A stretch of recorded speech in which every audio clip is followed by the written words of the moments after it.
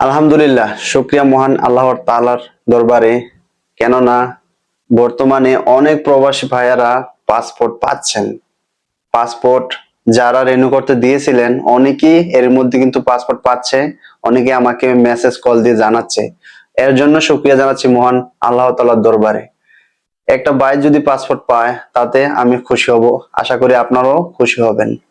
তো কিছু গুরুত্বপূর্ণ কিছু তথ্য নিয়ে আমি আপনাদের সামনে বরাবর আবার হাজির হলাম। তো প্রথম তথ্য যেটা সেটা হচ্ছে পাসপোর্ট কি গণহারে বিতরণ করা হচ্ছে হাই কমিশন থেকে। এক ভাই এমন একটা কমেন্ট আমাকে করছে। তো ওই কমেন্টের ভিত্তিতে আমি রিচার্জ করা শুরু করলাম। তো প্রথমে বলি, গত রাতে আমাকে এক ভাই কল করে এবং কি ভয়েস করে। তো ওনার সাথে আমি বিস্তারিত অনেকক্ষণ কথা বলি। তো উনি কিন্তু প্রায় 5 থেকে 6 মাস হয় ওনার পাসপোর্টটা রিনিউ করার জন্য আবেদন করেছিলেন। তো উনি বুঝতে পারছিলেন না যে ওনার এমআরপি পাসপোর্টে আসবে না এই পাসপোর্ট করতে হবে। তো ওনার সাথে যখন আমি কথা বলি, বলার পরে ওনাকে আমি একটা বিস্তারিত একটা ডিসিশন দিয়ে দিই।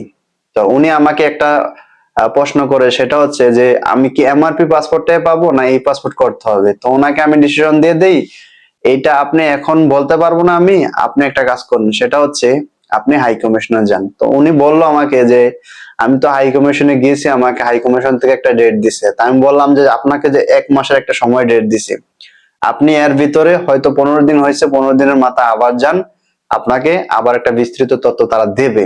এরই প্রেক্ষিতে ভাইটি হাই কমিশনে গত কালকে, মানে গত আজকে কি কালকে রাতে আমি বলি, তো আজকে সকাল সকাল উনি হাই কমিশনে যায়। হাই কমিশনে যাওয়ার পরে উনি যেই তথ্যটা আমাকে দেয় সেটা হচ্ছে ওনার পাসপোর্টটি আরো সময় লাগবে, ডিসেম্বরের 12 তারিখ পর্যন্ত অপেক্ষা করতে হবে। তো ওনাকে দ্বিতীয় ডেটটা যেটা দেওয়া হয়েছে ডিসেম্বরের 12 তারিখ।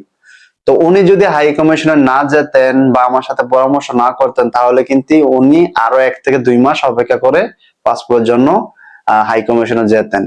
তো যেই সকল ভাইয়ারা আছেন যে হাই কমিশনে একবার গেছেন, 15 দিন বা 1 মাস সময় দিয়েছে, যদি আপনি কাছাকাছি হন বা কুয়ালালামপুরের ভিতরে হন, 15 দিন 10 দিন পরে আবার হাই কমিশনে আসেন, আবার দেখেন তারা কি বলে। আর যেহেতু এখন গণহারে পাসপোর্ট, যেই কথাটা আমি বলতেছিলাম, গণহারে পাসপোর্ট বিতরণ করা হয়েছে নাকি আজকে। তো আমি আমি যে বাইটির সাথে কথা বলছিলাম, তো ওই বাইটি আমাকে বলছে যে আজকে 2 থেকে 3 হাজার মানুষ অলরেডি হাই কমিশনে আসছিল। আর যারাই হাই কমিশনে আসছিল প্রত্যেককে মোটামুটি পাসপোর্ট দিয়ে দিয়েছে তারা, কিছু কিছু মানুষ ছাড়া।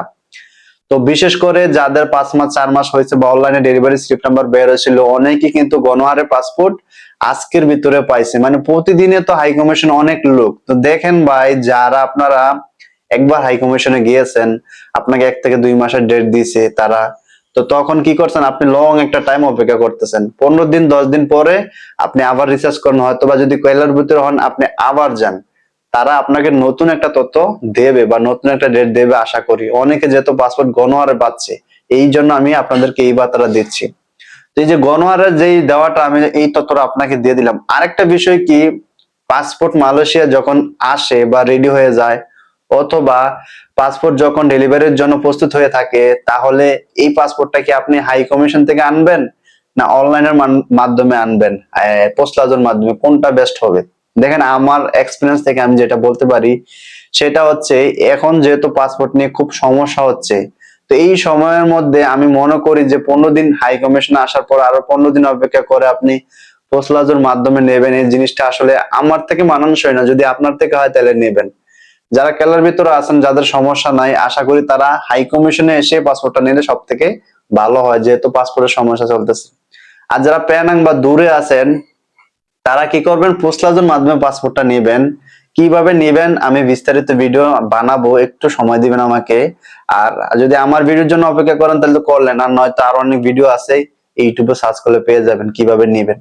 আমি তাদেরকে একটা তথ্য প্রথমে দিয়ে রাখি। দেখেন, পোস্টলাজের মাধ্যমে যদি আপনি পাসপোর্ট আপনার হাতে নিতে চান, তাহলে এই ভুলটি কখনো করবেন না। সেটা হচ্ছে, আপনি যদি ভালো ইংলিশের উপরে ধারণা রাখেন বা এইসব ব্যাপারে ধারণা রাখেন, তাহলে কিন্তু প্রস্তাবের মাধ্যমে আপনারটা আপনি করতে যাবেন, নয়তো আপনারটা আপনি করতে যাবেন না।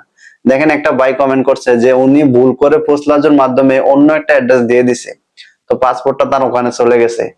তো ভাই বলতেছে ওই পাসপোর্টটা কিভাবে আনা যায় বা কিভাবে ব্যবস্থা করা যায়, এটা অনেক দূরে চলে গেছে। তো এই সকল সমস্যা আপনি যদি না বোঝেন তাহলে তো অনেক বড় সমস্যায় বেঁধে যাবে এই জিনিসগুলো। তো এই জিনিসগুলো করার আগে অবশ্য যারা বোঝে এই সম্পর্কে তাদেরকে বলবেন যে অ্যাপার্টমেন্টটা নিয়ে দেওয়ার জন্য পোস্টাজের মাধ্যমে, যারা পেনাং জোরবার অনেক দূরে দূরে আছেন তাদের ক্ষেত্রে। আর যারা কেলের ভিতরে আছেন আমি তাদেরকে সাজেশন করব, আপনি কুয়ালালামপুর হাই কমিশন আপনাদের থেকে বেশি দূর হবে না, সর্বোচ্চ কেলের ভিতরে 50 টাকা ভাড়া হবে আমার মনে হয়। আর বাসে আর অথবা আপনি যদি ট্রেনে আসেন এর থেকেও কম ভাড়া নেবে। তো আপনি হাতে পাসপোর্টটা নিলে সব থেকে আপনার জন্য বেস্ট হবে বা ভালো হবে আমার মতামত থেকে। ঠিক আছে, তাহলে এই বিষয়টা গেল। আরেকটা বিষয় হচ্ছে যে ক্যান্সেলের বিষয়টা আমি আগের ভিডিওটা অলরেডি বলে দিয়েছি যে পাসপোর্ট ক্যান্সেল যারা জমা দিয়েছেন এমআরপি পাসপোর্টের জন্য আর ক্যান্সেল হবে না, নতুন করে তাদেরকে আর ক্যান্সেল দিচ্ছে না, তাদেরকে বলা হচ্ছে পাসপোর্ট পাবেন ডিসেম্বরের 10 তারিখের থেকে।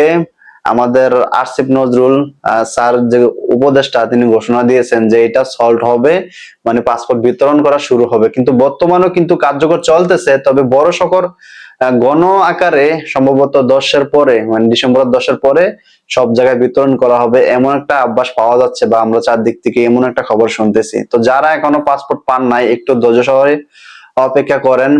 আর যেই সকল ভাইদের 1 থেকে 2 মাস ডেট আছে, মানে আপনার এমআরপি পাসপোর্টটা এখনো পান নাই, তাদেরকে আমি সাজেশন করব আপনারা যারা কুয়ালালামপুর হাই কমিশনে এখনো যোগাযোগ করেন নাই তারা দ্রুত গিয়ে হাই কমিশনে যোগাযোগ করেন।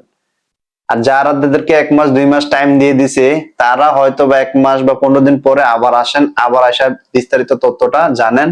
আর অনলাইনে প্রতিনিয়ত আপনার পাসপোর্টটা চেক করেন যে হাই কমিশনে আসছে কিনা বা প্রিন্ট হয়েছে কিনা, অথবা আপনার ডেলিভারি নাম্বারটা অনলাইনে দেখায় কিনা, এগুলো আপনি একটু ওই আমার চ্যানেলে ভিডিও আছে একটু ঘাটলে পাবেন, বের করে নেবেন এখান থেকে। তো আমার কাছে আজকের এই তথ্যগুলো ছিল। তো নেক্সট আমি আরো তথ্য সংগ্রহ করার চেষ্টা করছি। অনেক ভাই আমাকে কল দিচ্ছে অথবা মেসেজ দিচ্ছে, যারা হাই কমিশনে যাচ্ছে তাদের থেকে কিন্তু আমি তথ্য বের করার চেষ্টা করছি বা আমি নিচ্ছি, বা অনেককে আমি ভয়েস দিয়ে বলতেছি যে ভাই আপনার পাসপোর্টটা পাইছেন কিনা বা আপনার পাসপোর্টের কি অবস্থা, অনেকের পাসপোর্ট চেক করতেছি। তো মোটামুটি আমি তথ্য আনার জন্য সবার সাথে কথাবার্তা বলছি।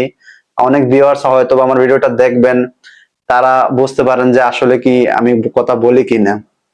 তো যারা চ্যানেলটিতে নতুন অবশ্যই চ্যানেলটি সাবস্ক্রাইব করে দিবেন পরবর্তী ভিডিও দেখার জন্য, কেননা যদি সাবস্ক্রাইব না করেন তাহলে কিন্তু আপনি আমার পরবর্তী ভিডিওটা দেখবেন না বা আমাকে খুঁজে পাবেন না। সুতরাং যারা আমাকে দেখেন শুনছেন অবশ্যই সাবস্ক্রাইব করে দিবেন, লাইক করে দিবেন যাতে সবাই দেখতে পারে ভিডিওটা, আপনি যাতে পরবর্তী ভিডিওটা মানে আসার সাথে সাথে দেখতে পারেন কি। তো ভালো থাকবেন, সুস্থ থাকবেন, আর দোয়া রইল সবার জন্য। আশা করি ডিসেম্বরের পরে 10 তারিখের পরে কিছুটা হলেও সমাধান হয়ে যাবে। মানে বর্তমানে কিন্তু অনেক মানুষ গণহারে পাসপোর্ট পাচ্ছে, এটা সত্য মালয়েশিয়াতে। আমার কাছে কিন্তু এক ভাই আমাকে অলরেডি ভয়েস দিছে এবং কি আমাকে তার ডকুমেন্ট পাঠাইছে আজকে। আমি ভিডিওর প্রথম থেকে কিন্তু আপনাদেরকে বলে দিয়েছি, এরপরও আমি বিস্তারিত তথ্য আপনাকে দেওয়ার জন্য প্রস্তুত আছি ইনশাল্লাহ। তো আজকের ভিডিওটা আর বড় করবো না, অনেক বড় হয়ে গেছে। তো ভালো থাকবেন, সুস্থ থাকবেন, আল্লাহ হাফেজ।